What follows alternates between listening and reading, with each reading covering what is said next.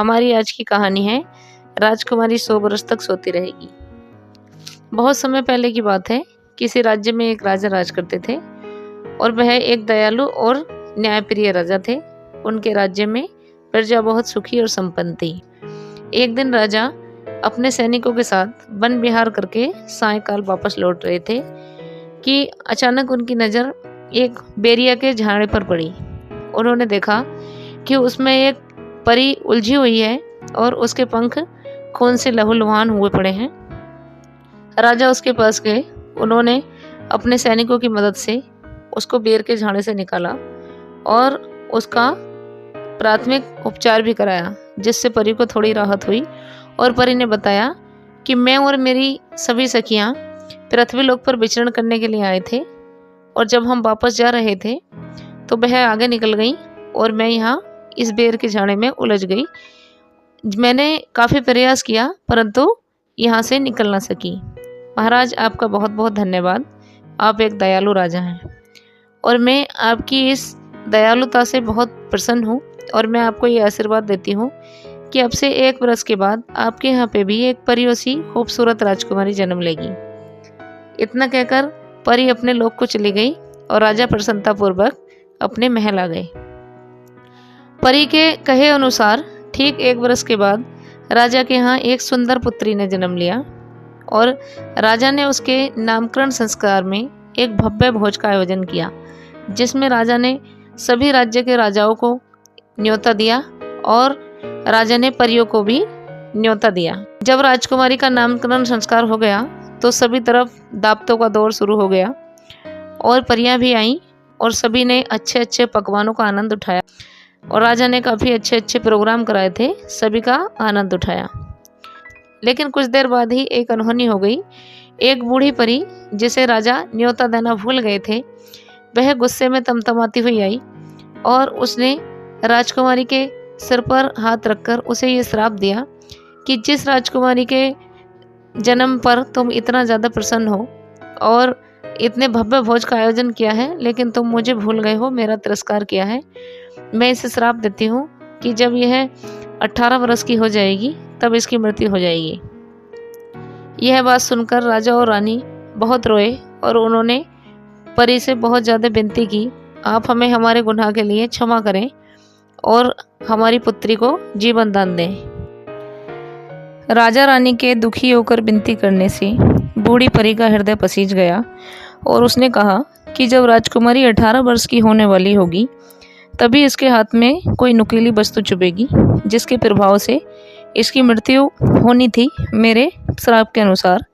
परंतु अब इसकी मृत्यु नहीं होगी, बल्कि ये 100 बरस तक सोती रहेगी और इसकी नींद तभी खुलेगी जब यहाँ कोई राजकुमार आएगा और वह इसके सर पर अपना हाथ रखेगा। इतना कहकर परी वापस चली गई। अब राजा और रानी बहुत ज़्यादा चिंतित हुए। वह राजकुमारी को कहीं भी आने जाने नहीं देते थे। उसकी देखभाल के लिए हमेशा उसके साथ 2-4 दासियां रहती थीं। राजकुमारी को किसी भी नुकीली चीज़ को स्पर्श नहीं करने दिया जाता था और उसका विशेष ध्यान रखा जाता था। जब राजकुमारी का 18वां जन्मदिन आया तब राजकुमारी ने अपनी माता से कहा कि माँ, पिछले 18 साल से आपने मुझे महल से बाहर कहीं नहीं जाने दिया, किसी चीज़ को स्पर्श नहीं करने दिया। आज मेरा 18वां जन्मदिन है और आज आपकी सारी परेशानी समाप्त हो गई है। कृपया आज आप मुझे जाने दें। मैं अपने राजमहल में घूमना चाहती हूँ, कहीं बाहर नहीं जाना चाहती, बस अपने राजमहल में ही घूमना चाहती हूँ।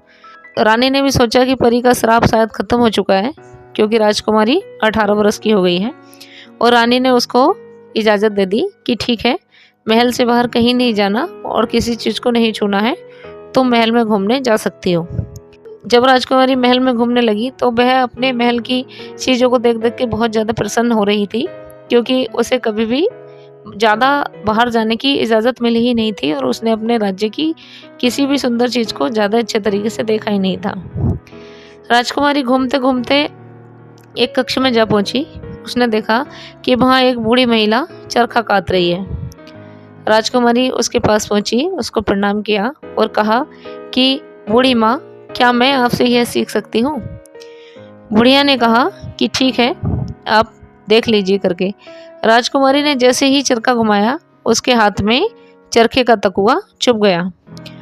चरखे का तकुआ चुभते ही राजकुमारी बेहोश हो गई और राजकुमारी के बेहोश होते ही राजमहल में और राजा के पूरे राज्य में जो भी जहाँ भी जिस स्थिति में था वो वहीं पर सो गया।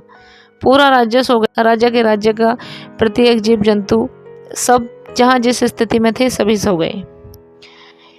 इस स्थिति को पता नहीं कितने बरस गुजर गए।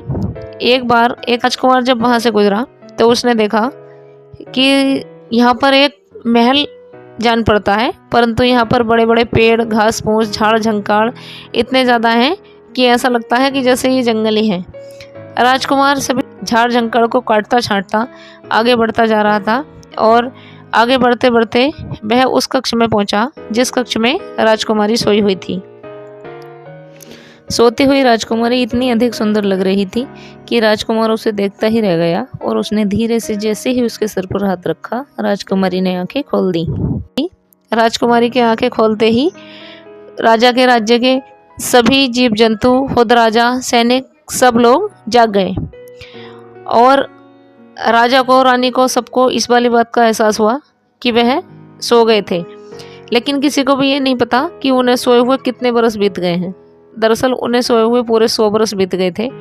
और राजा और रानी ने जब राजकुमार को देखा तो वह बहुत ज़्यादा प्रसन्न हुए और उन्हें परी का श्राप याद आ गया। उन्हें यह भी याद आ गया कि राजकुमारी किसी नुकीली चीज़ के लग जाने से सोती रहेगी और किसी राजकुमार के आने से ही वह उठेगी। राजा और रानी को सारी बातें याद आ गईं।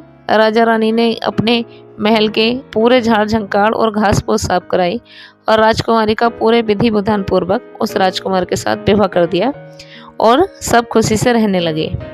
तो मित्रों, कैसी लगी आपको हमारी ये कहानी? कमेंट्स करके ज़रूर बताएं। राधे राधे।